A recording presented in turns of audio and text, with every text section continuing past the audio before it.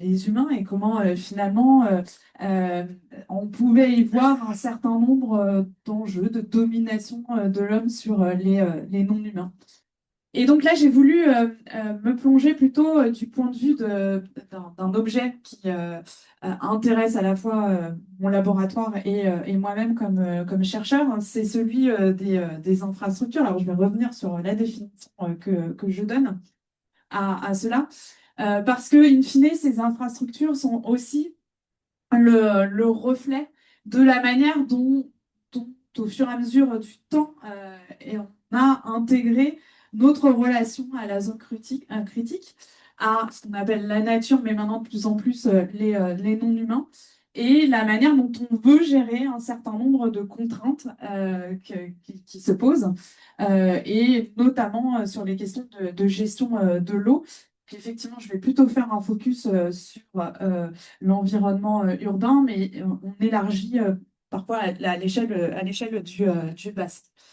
Et effectivement, donc, ces infrastructures, ce sont des objets témoins de ces évolutions, et je parlerai desquelles, mais aussi des objets frontières dans la mesure où une infrastructure, ce n'est pas juste un système technique, euh, mais c'est aussi, il y a d'autres dimensions et ça met en dialogue finalement plusieurs représentations derrière.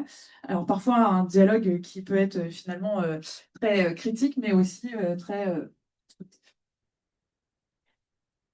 Alors, pardon. Vas-y, réessaye.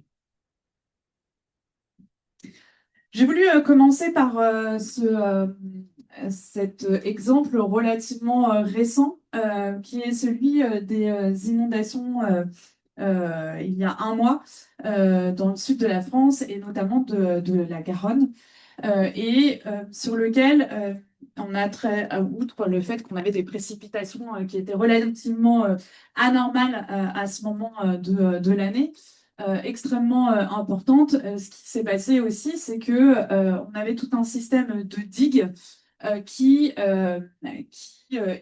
au cours de cet événement, a montré sa vulnérabilité. Il y a eu de nombreuses brèches et donc des inondations relativement importantes. Et s'en est suivi aussi énormément de questionnements sur la protection des populations et des territoires face à des aléas qui sont certes exceptionnels dans cette dimension-là, mais pas inconnus non plus, et la manière de se protéger vis-à-vis de ces aléas. Et en fait, depuis fort longtemps, on passe d'abord par une logique extrêmement défensive vis-à-vis de ces aléas, en construisant notamment des systèmes des digues, des systèmes de rétention des eaux de crue. Alors, tout dépend évidemment du milieu où on développe ce système. Considérant qu'on peut lutter sur des aléas selon des aléas sentinelles ou plus importants. Là, en l'occurrence, ce qui a tout de suite émergé dans l'ensemble des paroles d'acteurs et qui ont été repris notamment par les journaux, c'est à quel point on avait une difficulté de gérer ce système d'endiguement qui est depuis relativement récemment sous la tutelle des collectivités locales. Or, cette gestion est un peu compliquée à la fois parce qu'il faut avoir un système relativement important finalement du niveau de dégradation de ces digues. Il faut, enfin, que les collectivités sont encore dans une grosse phase de diagnostic de ce point de vue-là. Et d'autre part, de voir quels étaient les enjeux en termes de capacité financière de rénovation.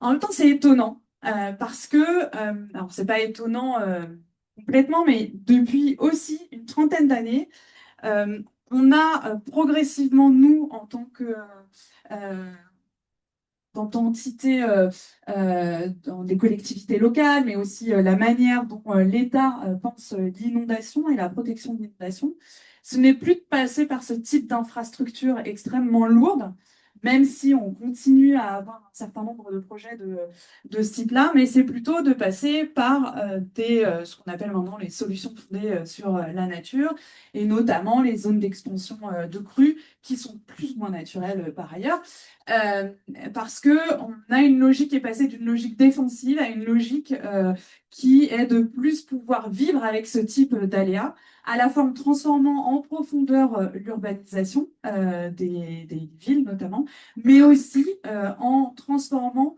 les hinterlands, c'est-à-dire en mettant en place d'autres types de solutions que ces solutions infrastructurelles lourdes, parce qu'on s'est déjà rendu compte qu'en fait, ce qui est censé nous défendre nous vulnérabilise aussi face à un certain nombre d'aléas. Alors pourquoi cet exemple? Parce qu'en fait, il montre que nous sommes dans un processus de changement dans la manière de gérer ce type d'aléas depuis plus de 30 ans. Et ça a été bien montré par la littérature. Et que ce processus de changement, il se lie aussi dans la manière dont on infrastructure nos cours d'eau. Mais que ça ne, quand bien même il y a cette évolution, c'est pas une évolution qui se fait complètement de manière révolutionnaire en très peu de temps, et qu'en plus, dans l'idéal qui a été construit pour les populations, en fait, ils ont envie de ces digues, et on le voit bien, il n'y a pas seulement les populations, hein, aussi les acteurs publics et les collectivités locales, parce que ça reste la représentation qui montrerait que la digue est finalement ce qui nous protège. Et il suffit de la maintenir et peut-être même de la rehausser face à l'évolution du changement climatique pour qu'on puisse appréhender ce genre d'aléas. Donc, l'infrastructure, son évolution, elle est aussi le témoignage d'un ensemble de débats qui sont structurants pour les collectivités locales, pour les populations et pour l'État. In fine, ce sont des choix qui sont faits progressivement de changer la manière d'infrastructurer nos territoires et de faire trace aussi sur nos territoires. Et donc, je voulais, dans cette présentation, au-delà de cet exemple, de refocaliser un petit peu sur les enjeux urbains, mais en passant d'abord sur l'infrastructure comme trace humaine de la zone critique avec ses dimensions matérielles et immatérielles, avant de montrer aussi qu'elle est le témoin des trajectoires humaines et environnementales, et en me focalisant sur la gestion des eaux pluviales avec un exemple bien précis, et puis de réinterroger un petit peu ce qu'on appelle le paradigme shift, c'est-à-dire le changement de paradigme, et qui est encore un nouveau mythe assez prométhéen qu'on voit s'imposer, qui dirait que, in fine, nous sommes en train de changer complètement de manière d'infrastructurer nos villes et globalement nos rivières, mais en fait, c'est beaucoup plus progressif que ça. Et ce qu'on perçoit très concrètement, c'est qu'en fait, il y a une hybridation des systèmes qui est à l'œuvre, et l'histoire nous le montre bien aussi. Alors, si je fais les deux, ça va peut-être pas marcher. Alors, comment définir une infrastructure? Parce que dans la discussion qu'on a eue ensemble en amont, il semblait important de pouvoir dire ce que ça signifiait pour moi en tant que chercheur en sciences humaines et sociales, sachant que la terminologie peut être utilisée autrement ici au sein d'Oscar. Donc, de fait, la définition la plus normalisée, in fine, c'est un système technique de grande ampleur qui va servir à remplir un besoin. Il est support à certaines activités. Donc, la plupart du temps, on pense l'infrastructure comme un système réticulaire avec des points nodaux, donc le trafic ferroviaire, les autoroutes, on parle aussi d'infrastructures avec les échanges de données. Cette infrastructure, n'est pas toujours apparente. Et d'ailleurs, celle qu'on étudie plus particulièrement, nous, dans le système urbain, dans la gestion des eaux urbaines, elle est même invisible la plupart du temps, puisque la gestion des eaux de pluie, la gestion des eaux qu'on évacue, donc les eaux usées, elle se fait par des grands réseaux qui sont souterrains. On a invisibilisé au fur et à mesure du temps cette eau et sa gestion, ce qui fait aussi qu'il est difficile de politiser les problèmes que peuvent poser la gestion de ces flux. Et ça, c'est important aussi parce que dès lors qu'on ne met pas en évidence les infrastructures, on n'en connaît pas toujours toutes les dimensions et tous les enjeux en termes immatériels. Une infrastructure, elle s'intègre dans un système socio-technique qui, lui encore, n'est pas toujours visible. Donc, j'ai parlé du système d'évacuation des eaux usées. C'est un système qui est relativement récent, puisqu'il date d'un peu plus d'une centaine d'années, et qui s'est pas créé du jour au lendemain, qui a mis plus de 8 décennies à pouvoir progressivement s'imposer. Et encore aujourd'hui, in fine, l'infrastructure des eaux usées, bah, elle n'est pas systématique en fonction des contextes territoriaux. Si on est en milieu urbain, oui, mais moins quand on est en milieu rural. Et on voit en plus que c'est un système qui est en train d'évoluer au regard des contraintes, et notamment en termes de changement climatique. Donc, en fait, l'infrastructure, derrière, on y voit souvent une dimension matérielle relativement forte, puisque même si elle est invisible, on a besoin pour la construire d'un certain nombre de ressources. Alors évidemment, on pense immédiatement à toutes les ressources nécessaires à leur construction, à leur déploiement et à leur fonctionnement. Et puis aussi, puisqu'elles s'inscrivent socio-spatialement, elles s'intègrent dans un territoire et de manière différenciée, puisque là, j'ai parlé des systèmes d'évacuation des eaux usées et in fine, il y a une grande variété de ces systèmes en fonction qu'on est dans des villes qui sont plutôt anciennes et qui ont plutôt un système unitaire, quand bien même sur les nouveaux quartiers, il y a d'autres dispositifs qui sont mis en œuvre. Alors qu'à partir des années 70, s'est développé des systèmes de réseaux qui ne sont plus unitaires. Et tout ça montre en fait qu'au fur et à mesure du temps, il y a d'autres représentations du monde, d'autres contraintes qui ont été prises en compte et que ça a évolué au fur et à mesure. Et c'est ça qui est intéressant de voir quand on s'intéresse à l'infrastructure et à la manière dont elle nous permet de voir comment sont appréhendés les problèmes et surtout comment changent les besoins identifiés par la sphère humaine.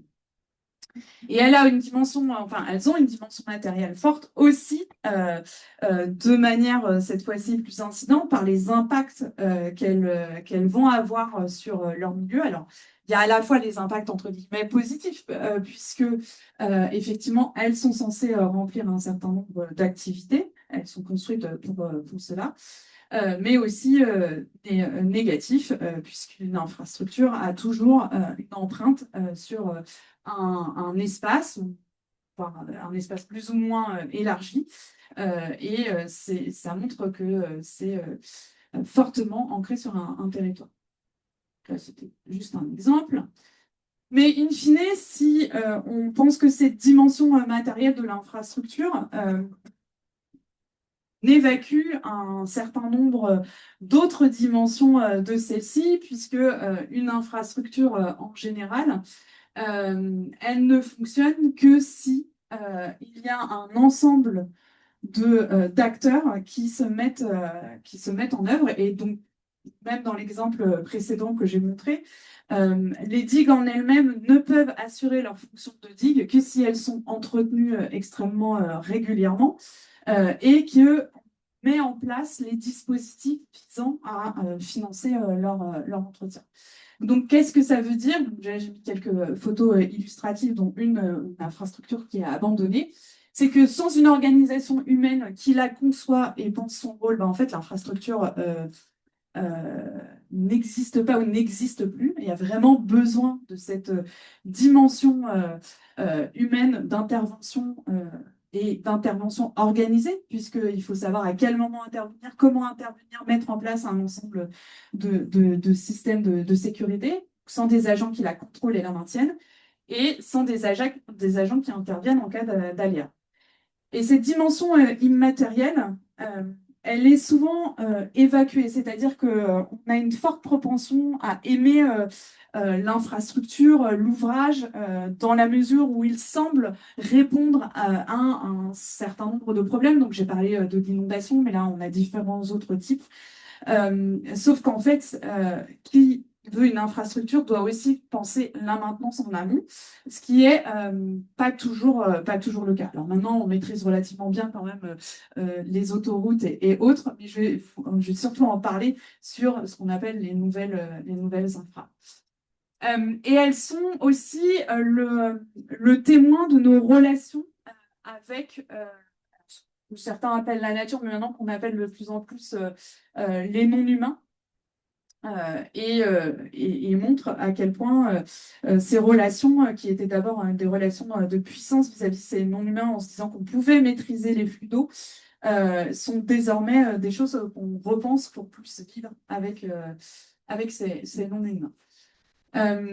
Et ça a été très bien illustré, en fait, cette question que j'abordais de la logique de maintenance dans un ouvrage qui a été un des essais, un essai qui a été honoré du prix de l'essai il y a 2 ans, sur cette question qui est de dire à quel point c'est une nécessité, mais en même temps, on voit à quel point nos sociétés ont de plus en plus de difficultés à pouvoir les gérer toutes dans leur ampleur, et qu'on est de plus en plus face à des casses, à des pannes, alors que, in fine, la maintenance tout au long de la vie d'une infrastructure permettrait de ne pas passer par ce système. Alors, je ne sais pas si vous avez déjà entendu Denis Ponty, Jérôme Denis et David Ponty, mais ils illustrent très bien cette réflexion infrastructurelle, notamment quand le pont de Gênes s'est effondré il y a quelques années.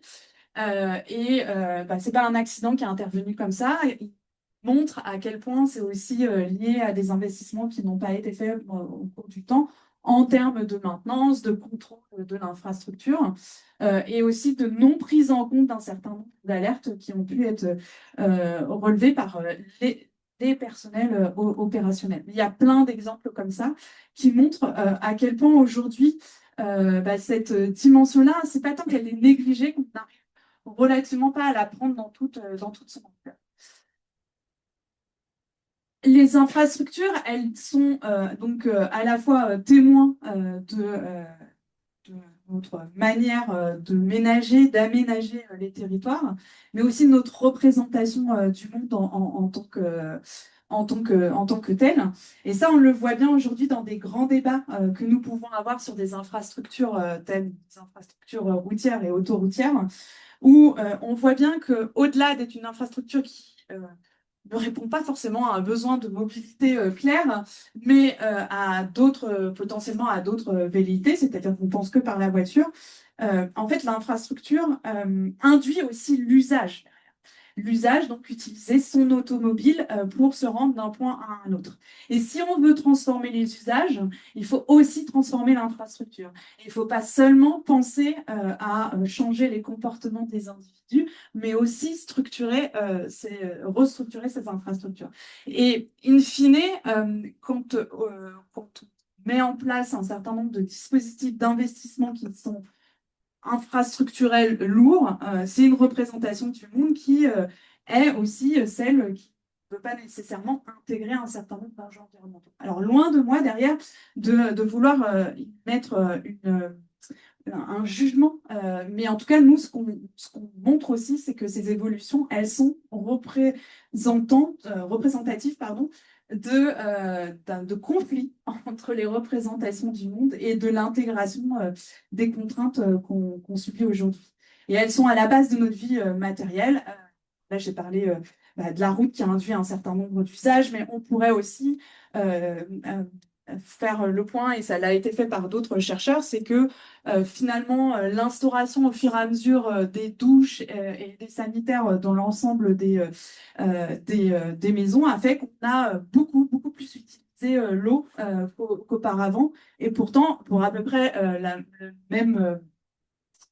le même résultat que si finalement on utilisait plutôt le lavabo. En fait, l'infrastructure, l'ouvrage induit nos pratiques et va les stabiliser également. Et quand vous les faites évoluer, aujourd'hui par exemple dans les logements, c'est de plus en plus rare quand on les construit qu'on mette une baignoire, mais c'est aussi pour essayer de restructurer la manière dont on utilise in fine un certain nombre d'ouvrages. Donc c'est pour ça que les analyser, c'est aussi voir l'évolution des représentations du réel, l'évolution du dialogue, voire de la confrontation entre un certain nombre d'acteurs. Donc, de faire cette présentation un petit peu générale va me permettre maintenant de plutôt m'intéresser à l'exemple de la gestion des eaux urbaines et de voir que c'est une trajectoire qui est en train de se définir pour passer aussi vers finalement moins de ruissellement sur nos villes, mais que ce n'est pas quelque chose de si facile. C'est une trajectoire qui n'est pas toute droite, qui, in fine, connaît un certain nombre de contours. Alors, comme vous avez fait pas mal de visites hier sur cette question, aujourd'hui, les enjeux actuels à prendre en compte dans la gestion des eaux urbaines, elles sont assez connues et elles se croisent fortement. C'est-à-dire qu'on a le changement climatique, qui est quand même un des enjeux importants qui, au regard sur notre territoire de la multiplication et de l'intensification de certains événements, induit que le ruissellement pose de plus en plus de problèmes et donc amène à repenser aussi la manière de structurer les villes et en se disant il faut plus désimperméabiliser les villes ou ne plus les artificialiser de nouveaux sols. Donc là, on sait, c'est un prisme qui a été pris, qui est extrêmement fort, mais qui n'est pas si facile à intégrer. On a l'enjeu effectivement de la ressource en eau. On sait, on se réaperçoit régulièrement au cours des crises que finalement l'eau est une ressource sous contrainte. Et les crises de 2022, on a amené au plan eau en 2023 qui concerne aussi in fine l'espace urbain. On a aussi tout cet enjeu en termes de pollution, puisqu'il n'y a pas seulement une problématique en termes de quantité, il y a aussi une problématique en termes de qualité qui, de fait, a une influence sur la ressource disponible en quantité, donc, notamment avec les risques sanitaires qui ne cessent d'émerger, de réémerger. Au fur et à mesure des grandes politiques qui peuvent se faire jour. Et en même temps, quand bien même il y a ce contexte qui est assez bien connu des opérateurs qui agissent sur la gestion des eaux urbaines, la manière de gérer, elle se structure aussi par un certain nombre de conflits qui soient latents, structurés.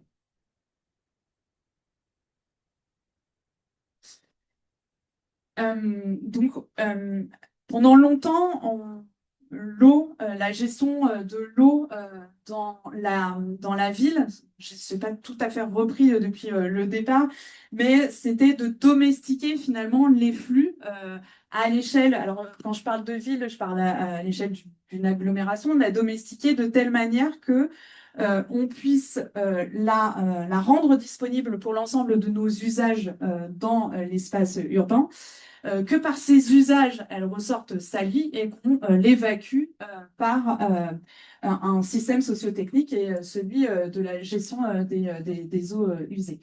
Et puis, il y a cette question des eaux fluviales qui, voilà, en fonction qu'on est en réseau unitaire ou pas, tombe en fait dans ce système sociotechnique. Depuis plus de 30 ans, maintenant, même 40 ans, en fait, il y a un changement qui se fait jour pour repenser ce cycle de l'eau et à la fois le territorialiser et surtout favoriser l'infiltration de l'eau de plus au plus près de là où elle tombe. Ce qui, dans l'absolu, paraît quelque chose de relativement aisé et ce qui, dans un système urbain, en fait, est quelque chose de plus problématique. Et ça demande à la fois, dont j'ai parlé, un changement dans la manière de considérer, de construire la ville, mais aussi dans la manière de créer de nouvelles infrastructures pour favoriser cette infiltration, pour favoriser le retardement des écoulements et aujourd'hui, de plus en plus aussi pour récupérer l'eau pour des usages qui ne nécessitent pas d'utiliser l'eau potable. Facile à dire, facile à faire. Vous l'avez sans doute vu aussi hier. En fait, on a une inertie des systèmes sociotechniques qui ne se transforment pas, comme je l'ai dit tout à l'heure, de manière instantanée. Il y a le coût des infrastructures. Il y a une adaptation à pouvoir faire de l'ensemble de la dimension immatérielle parce que, in fine, toutes les petites mains qui permettent le fonctionnement de ces systèmes, eh bien, elles doivent pouvoir s'adapter à de nouveaux systèmes. Et puis, d'autre part, on reste quand même dépendant de notre manière de penser la ville et les infrastructures, et c'est pas si facile de le faire changer. Et donc, c'est une évolution plutôt progressive. Donc, juste pour redonner quelques exemples avant de rentrer dans le sujet d'un exemple, on a différents types de solutions qui peuvent être trouvées pour favoriser la gestion intégrée des eaux urbaines et des eaux pluviales. Donc, dont certaines, vous avez pu les visiter hier, mais à l'échelle des villes, on peut avoir quand même différentes solutions, que ce soit des jardins de pluie, des arbres de pluie, que ce soit des bassins de rétention en sous-sol, en sol, mais surtout des noues et aussi des parkings végétalisés. Là encore, in fine, on agit sur alors, soit on peut agir sur des nouveaux quartiers, soit on peut agir sur des quartiers qui existent déjà, ce qui est aussi, imagine bien, parfois très compliqué. Et en fait, tout l'enjeu est de favoriser l'appropriation de ces nouvelles infrastructures dans le système urbain. Quand on travaille sur ça, ça nous permet de voir qu'est-ce qui fait résistance finalement. Pourquoi certaines infrastructures ont tant de mal à se déployer.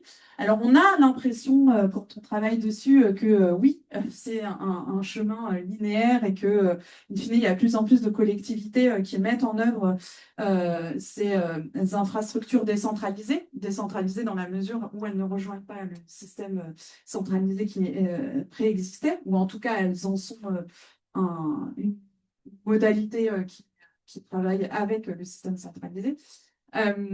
C'est important de le voir parce que ça permet aussi de voir qu'il y a une nécessité continuelle d'ajustement. C'est pour ça que nous, on regarde à la fois du point de vue des habitants, ces enjeux d'appropriation, et aussi du point de vue des professionnels qui interviennent sur ces ouvrages.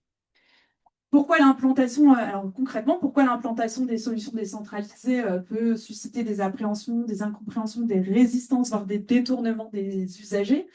Alors, c'est souvent ce qu'on se dit, c'est parce que c'est un manque de communication et d'information sur les dispositifs. Sauf qu'en fait, au regard d'un certain nombre d'éléments de littérature, on aura beau donner des explications, mettre en place des brochures. En fait, on parle nous, en tant que chercheurs, ou même les opérationnels qui essaient de les déployer dans un certain nombre de collectivités, un vocabulaire qui n'est pas forcément compréhensible par tous et toutes. Alors, il y a aussi l'impact des travaux, ça veut dire aussi des changements dans le paysage urbain qui, à un moment donné, ne sont pas forcément acceptés et qui vont renier en fait certains usages qu'on a, notamment sur la circulation motorisée liée au stationnement. Et là, typiquement, je vous ai donné un exemple étudié sur une ZAC. une zone d'aménagement concerté.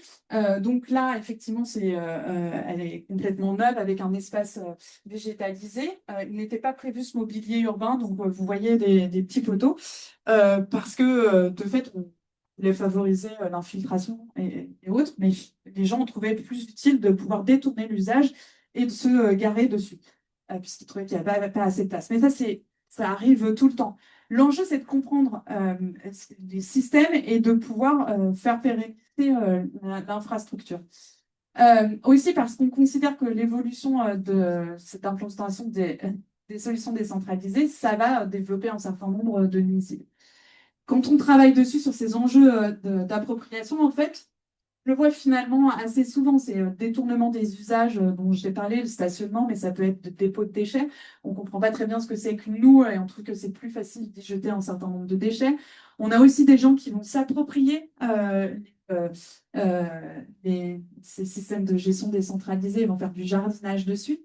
Euh, et donc, en fait, l'enjeu, c'est pas seulement, donc là, j'ai parlé de meilleure information et pédagogie, c'est aussi, in fine, associer les habitants à la gestion, un entretien qui est très régulier et ne jamais, finalement, minimiser le fait qu'il y a un certain nombre d'effets indésirables qu'il faut travailler.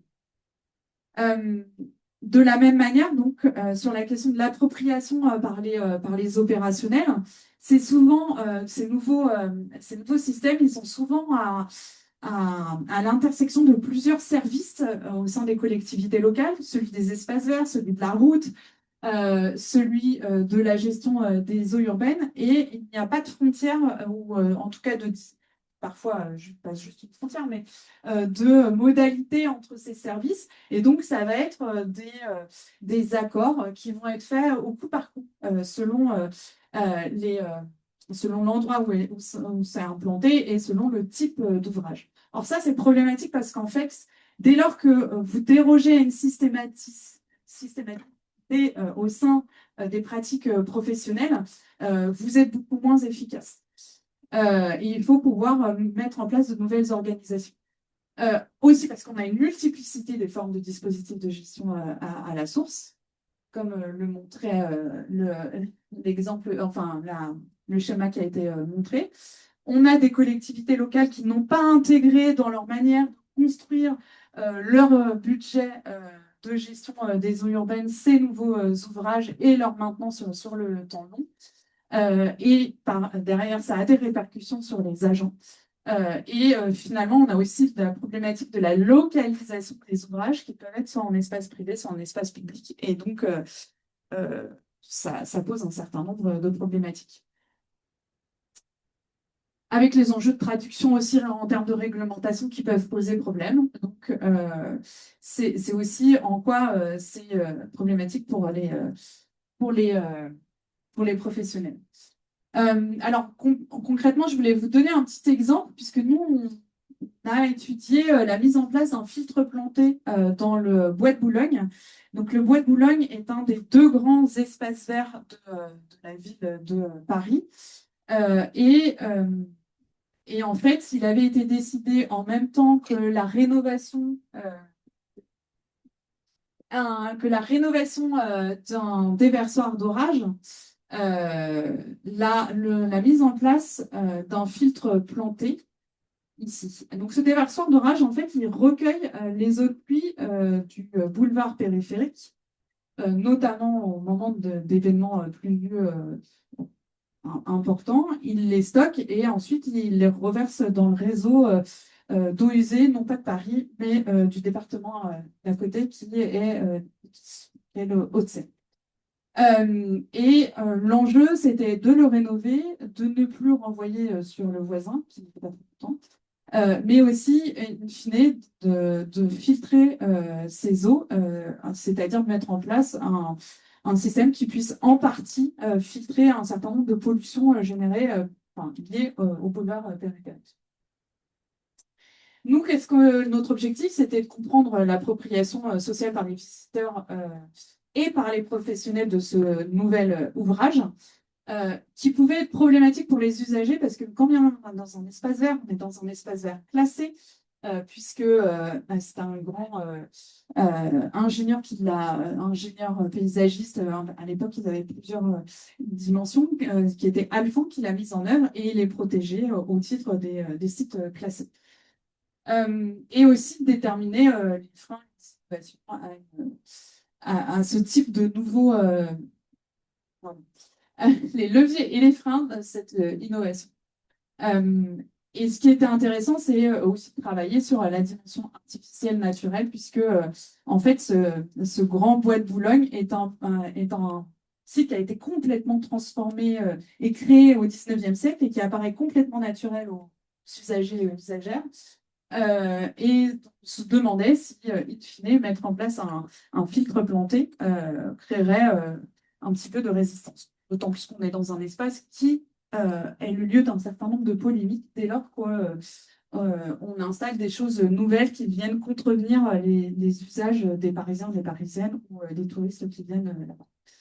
Alors, ce qu'on a pu montrer, nous, c'est que, de fait, il y avait des craintes liminaires de la ville de Paris, puisque les usagers peuvent se mobiliser, mais que, in fine, parce qu'il y a eu un gros travail d'insertion paysagère, c'est complètement invisibilisé. Donc, là, vous voyez donc, en fait, quand les macrophytes ne sont pas encore, n'ont pas encore grandi, mais voilà, c'est un filtre qui s'est complètement intégré dans le système, quand bien même on est sur des végétaux qui sont pas habituels. Mais cette invisibilité aujourd'hui, elle ne veut pas dire que plus tard, il n'y aura pas des problématiques d'acceptabilité. Et d'ailleurs, elles existent d'un autre point de vue, du point de vue des opérationnels qui, eux, voyaient parfois d'un très mauvais œil l'installation de ce système, notamment ceux qui étaient en charge de la végétation sur le bois de Boulogne. Et donc là, je vous ai mis une petite série de citations pour montrer à quel point on est sur un objet de frontière, c'est-à-dire qu'un objet qui est à la frontière de services chargés des espaces verts, des services chargés de la gestion des eaux urbaines, et qu'ils ne savent pas, parce que c'est un type d'ouvrage relativement nouveau, nouveau complètement pour la mairie de Paris, comment le gérer, qui doit le gérer et de quelle manière. Et donc, par exemple, je ne sais pas si je dois passer la tondeuse sur les roseaux. Donc, c'était un petit peu ironique, mais en l'occurrence, ils ne savaient pas comment le gérer. Donc, ils se disaient, bah, nous, les roseaux, c'est pas notre truc en tant que système comme service d'assainissement. Donc, c'est plutôt au bois de Boulogne, au service des espaces verts du bois de Boulogne de le faire.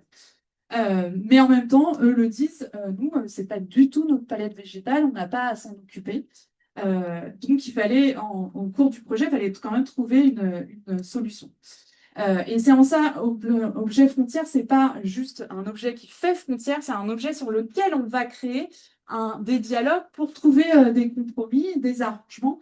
Et là, en l'occurrence, l'arrangement, c'est de passer par la sous-traitance en considérant qu'on va avoir des sous-traitants qui vont pouvoir à la fois gérer la dimension technique de gestion des eaux urbaines, en partie, hein, parce qu'il y a une autre partie qui reste gérée par le STEA, mais qui sache aussi prendre en charge tout ce qui est végétation, qui demande en fait le mouton à cinq pattes du côté du privé et non des arrangements en termes d'action organisationnelle de la collectivité locale. Oui. Ben là, un filtre planté, en fait, c'était un filtre sur lequel il y avait différentes couches qui étaient censées retenir un certain nombre de polluants, dont les hydrocarbures, en fait. Et ensuite renvoyer ces eaux qui venaient donc du périphérique dans le système hydrologique du bois de Boulogne, qui est aussi quelque chose qui a été complètement construit au 19e siècle. Mais pour pouvoir le faire, il fallait pouvoir enlever un certain nombre de polluants relativement. Et pourquoi planter? Parce qu'en fait, pour stabiliser les couches du filtre, met en place des végétaux. En l'occurrence, là, le choix avait été fait des roseaux, pardon, contrairement à ce qu'avaient demandé les chercheurs au tout départ, pour stabiliser la structure. Et ce n'est pas in fine, ce ne sont pas les roseaux qui filtrent, mais c'est bien les couches. différenciable qui fait. Est-ce que c'est bon? Après, je j'ai pas forcément la réponse la plus technique, mais c'est vrai que j'aurais pu le présenter en tant que tel. En fait, ce que ça montre ici, c'est que on n'a pas co-conçu cette infrastructure. Or, c'est un principe dont on ne cesse de parler, et même la mairie de Paris ne cesse d'en parler, puisque ce projet devait intégrer dès l'amont aussi les opérationnels qui devaient intervenir. Mais là encore, c'est aussi ce que nous on préconise, c'est-à-dire qu'il faut vraiment ne pas avoir que des concepteurs qui le travaillent au niveau stratégique et qui laissent ensuite les opérationnels se débrouiller. Ça montre aussi qu'on a encore du mal à dépasser les silos entre les services propreté, entretien, espace vert, voire gestion des eaux urbaines, et de trouver finalement la manière de gérer. Donc il y a l'enjeu d'avoir des réunions régulières, mais vraisemblablement aussi de restructurer en profondeur les organisations en termes de collectivités locales, ce qui commence à se faire notamment sur le lien entre services espaces verts et services de gestion des eaux urbaines, puisque la végétalisation très forte des villes aujourd'hui est aussi liée à ces questions de gestion de l'eau. Et définir dans les documents de planification des prescriptions qui sont régulièrement vérifiées. Et donc, c'est pas juste un système. Alors, je reviens souvent dessus, mais dans les collectivités locales, ça veut dire un enjeu organisationnel relativement fort, mais aussi un enjeu en termes de traduction budgétaire. Parce qu'in fine, si les services se renvoient la balle, c'est aussi qu'ils ne donnent pas trop la lourdeur financière qu'il y a derrière.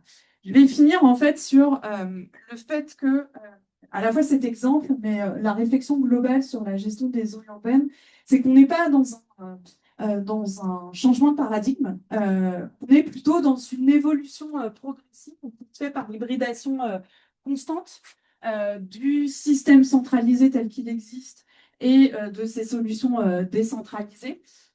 Et que la diffusion de ces nouvelles solutions décentralisées, elle ne va pas modifier radicalement le régime sociotechnique actuel. Elle va plutôt montrer à quel point il faut tendre à cette évolution-là. Mais on ne peut pas changer nos systèmes urbains du jour au lendemain. Et tous les systèmes sociotechniques le montrent bien, il faut du temps, il y a un temps d'inertie, un temps de conviction. Et on en parlait ce midi aussi, ça permet finalement de dédramatiser parfois le fait qu'on se dit mais vraiment ça ne percole pas, nous n'arrivons pas à faire passer nos messages, mais ils sont intégrés au fur et à mesure. Il faut juste aussi intégrer que les organisations, elles ont des systèmes d'inertie, des résistances qui sont relativement fortes, et que c'est dans le lien système centralisé que fera aussi l'évolution de ces solutions décentralisées. Ce qui me permet juste de rebondir in fine sur un schéma que vous connaissez sans doute, qui est celui de Gibbs. C'est les travaux des Transition Studies, qui essayent d'expliquer comment finalement des systèmes de niche qui sont développés vont progressivement intégrer le système dominant. Mais évidemment, pas de parcours linéaire, et puis d'ailleurs ça peut se fracturer. C'est quelque chose qui doit affronter un certain nombre d'épreuves. Donc là, je vous ai parlé notamment des épreuves organisationnelles, des épreuves économiques, mais aussi, in fine, de représentation de la ville et de l'eau dans la ville. Et ça, c'est pas des dimensions moindres. Donc pour finir, voilà, les infrastructures reflètent nos rapports à nos milieux, à la zone critique, à notre manière d'appréhender les non-humains. Il y a un certain nombre d'évolutions en cours. La question est de savoir quand même si on va arriver à capitaliser la connaissance pour pouvoir les déployer, mais il faut toujours prendre en compte que ces solutions qui sont de plus en plus décentralisées sont aussi de plus en plus territorialisées, et il faut vraiment pouvoir les intégrer dans des systèmes socio-spatiaux qui sont différents en fonction de là où on œuvre. Et donc, c'est important de complètement l'intégrer quand on agit en tant que chercheurs et chercheuses sur ces questions d'hydrologie urbaine. Je vous remercie.